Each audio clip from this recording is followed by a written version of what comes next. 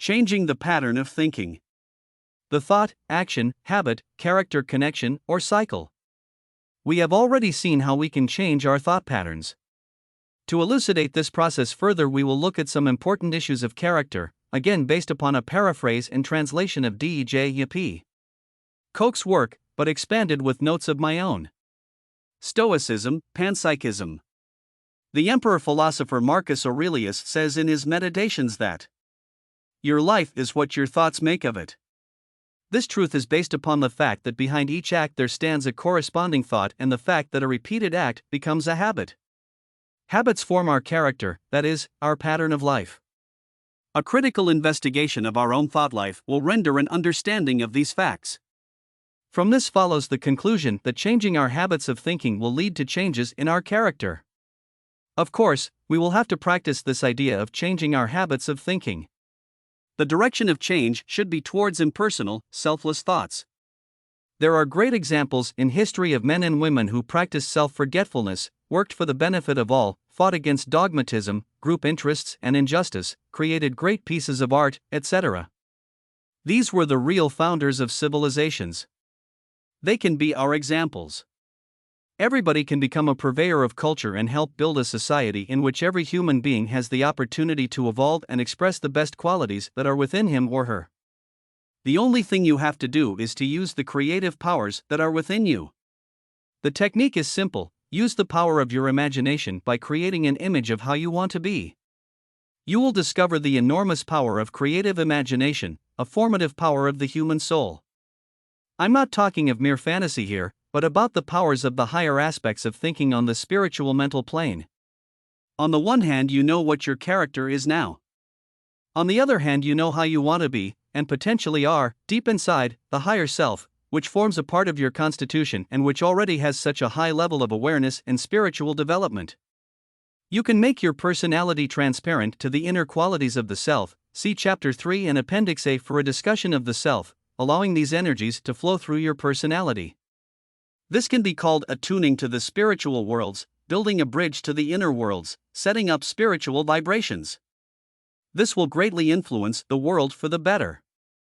These forces all work through the astral matrix, higher parts thereof, in the above case, the connecting sphere or spheres for inner and outer planes of being. See further on about the matrix. The astral light or field matrix is a key factor in the explanation of, for example, how a thought impulse leads to a movement of the body, how telepathy and clairvoyance works, etc. Note, this matrix has formative qualities. Rupert Sheldrake has postulated morphic, formative, causation, https://epages. WordPress. com/2012/03/08/ The Mystery of Matter Chapter 2 Rupert Sheldrake's Formative Causation / The Existence of Form Fields. He also did experiments with telepathy between dog owners and their dogs. Very convincing stuff. By this process, see above, you will transform yourself gradually into a more complete human being. The higher aspects of thinking, see above, will be able to express themselves in and through you. The personality is connected with the self. Our thinking faculty has been kindled by this self. This, by the way, solves the mystery of the evolution of abstract thinking, which has puzzled so many biologists. Thinking is from one perspective a kind of reflection of the pure ray of thought emanating from the higher human ego, see Appendix A, onto the turbulent mirror of the brain-mind. You can clear this mirror and reflect this pure ray on a crystal clear mind. The technique is the following: you will have to form an image of yourself of how you want to be and perfect this image. This ideal picture will grow and refine in proportion to the growth of your understanding of life. You will encounter difficulties, no doubt about that, as you will experience relapses in old modes of thinking and acting. This should be a stimulus to persist in changing your habits of thinking. Observing the stream of consciousness. In order to investigate the nature of thoughts as living beings, it is advised to see oneself more as a witness of thoughts than as a creator of thoughts. Think of yourself as part of the one life that is the essence of all. That will make it easier to get into the state of witnessing thoughts. A good exercise to learn to recognize in what track your thoughts naturally flow is to observe your flow of thoughts in the moments before you fall asleep. Just observe as a witness in this exercise. You can learn to recognize the quality or character of these thoughts, and to recognize the several aspects of thinking. This will be helpful in the process of getting to understand yourself better. You can also do this exercise on a quiet moment of the day. If you don't like what you see, then you can apply the methods in the next sections for changing your thought pattern.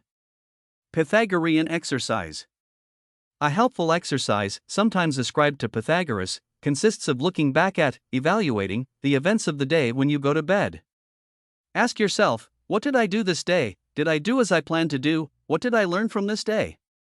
What things can I do better? Did I hurt somebody? If so, how can I correct that, etc. This is very useful for coping with the world's affairs and will help you to profit more from deep sleep since you already processed some stresses and strains from the day. Of course, this exercise should be done with a sincere attitude of mind. Also, you will understand your weaknesses more clearly as your consciousness is raised. This is only to be expected because a clearer light comes literally to shine through your mind. These weaknesses should not be combated but forgotten by dynamically working for the benefit of humanity, so that you gain inner strength and your consciousness becomes more centered in your spiritual core. One becomes what one thinks. Ponder on the fact that energy describes a circuit and thoughts that are sent out will come back to you after some time. So, be careful in what you send out into the world. A negative projection will get back to you like a boomerang and catch you unexpectedly, if not in this life then surely in another reincarnation. A positive impulse sent out will be reinforced and stimulate others, and yourself too. Ponder about the statement that a force once spent is not lost but continues to exist on subtler planes until it is brought into balance again by another force. One is that with what one identifies oneself with. Think about yourself as a man or woman who is capable of understanding the background of life and who is capable of realizing high ideals in practical life. Be a creator of uplifting ideas and you will become a living embodiment of these. Controlling the flow of thoughts. Changing our pattern of thinking, habits of thinking. The following 3 paragraphs are based on some of D.J. Koch's work, my translation and paraphrase. The reason for the necessity of getting control over one's thought life will be clear by now. By controlling the kind of thoughts that enter into one's mind, one can exert a powerful, positive, harmonious influence on this world and also avoid being carried away by harmful desires. We can use the force of thoughts without any danger if we concentrate our minds on a high ideal that aims at the well-being of humanity in general, e.g., the ideal of human brotherhood, siblinghood/sisterhood/ etc. Think about this ideal in detail and eliminate all elements in your thinking that are in conflict with this, by replacing these with positive building stones, thoughts. These thoughts will touch many minds and create a driving force for changing conditions in this world. Persistent and purposeful thinking is necessary to achieve this. By the practice of selflessness and self-forgetfulness, one will also see effective ways to help others to help themselves. Many people, but not enough, are doing this kind of thing already for a long time. Do you want to join them? Let me add a couple of practical remarks to the above procedure. To make it more effective, visualize concrete, practical steps to establish parts of this image and do what you need to do. To give just some examples, did you ever think of helping change the flows of money in this world? Why don't you invest in projects that educate people to make a living for themselves and their families, or put your savings on banks that support projects like these? What about consumer power, buying products that conform to certain standards of production, labor conditions, environmental conditions, etc.? What can you do for your neighbors, elderly people, homeless people, etc.? Most important, of course, is to set a good example for others by living a life of love, compassion, using your talents, keeping the welfare of others in mind. Organizing groups, partaking in groups, spreading information about the reality of the spiritual world, about spirituality in daily life, writing letters to organizations and influential people, opinion makers. 1,000 possibilities exist to do useful spiritual work. Personally, I like to participate in LETS systems, local exchange trading systems. These are systems that work with local currencies and have banned the practice of charging interest. Social contacts are stimulated by participating in such a system, and you can gain many new friends. One thing is sure, it is acts which are important, guided by wisdom and discrimination. Use of imagination is the preparatory work, the evolving of the right mental patterns, the preparation of the soil. Is there a matrix or storehouse of impressions? Some of you may have read The Divine Matrix by Greg Braden. In this book, Braden describes how to use the properties of this matrix to accomplish your deeply felt wishes. My comment on this is, to proceed wisely, have realistic goals in harmony with your character and possibilities. This matrix is nothing new. It has been known throughout the ages. Even in science, there are people speculating on a holographic universe, which is a closely related idea. One of its names is astral light. The starry sphere, so to speak. I myself have seen this light too. It is the sphere in which we live, have our emotions and thoughts. It has many regions. The images in our dreams are molded in this light by our mind. Few people seem to be aware of all this. It is like telling the fish in the ocean that there is an ocean. What? They say, we don't see the ocean. No, you don't see it, you are in the midst of it, as a spiritual teacher, Vidvan, once said. Plato's allegory of the cave comes to mind. It is still a very apt allegory for this confused time. If you haven't read it, please do so. It is so to the point. Did you ever ask yourself where the emotional mental energy goes when you have a deeply moving experience? The matrix, or field, records and stores all the impressions from life. It is certainly peculiar to see the recording of events or the etching of it in the fabric of the field, as I once clearly saw. This function is related to karma. One has to deal with karmic impressions in this or another life. More information about that can be found in esoteric literature. Mental patterns are not abstractions.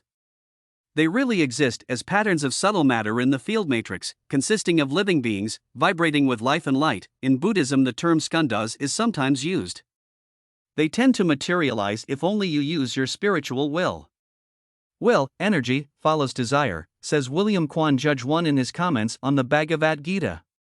In other words, if one directs one's attention, desire, in the form of one's spiritual aspirations, to the inner planes, then you can receive spiritual energy from within, establishing a new circuit for one's energy to move in. The human psyche will certainly respond to images dynamically held in the mind, no doubt about that. It is a practice that is known to quite a number of people today. It takes some resoluteness of mind and some effort of concentration at first, but will soon become a habit. Real thought currents are set in motion when you practice imagination, not your fantasy. Your acts will amplify the influence of these currents 1,000-fold. It will bring a healing influence into this world that so sorely needs it. Love, compassion, is the greatest healing power in the world.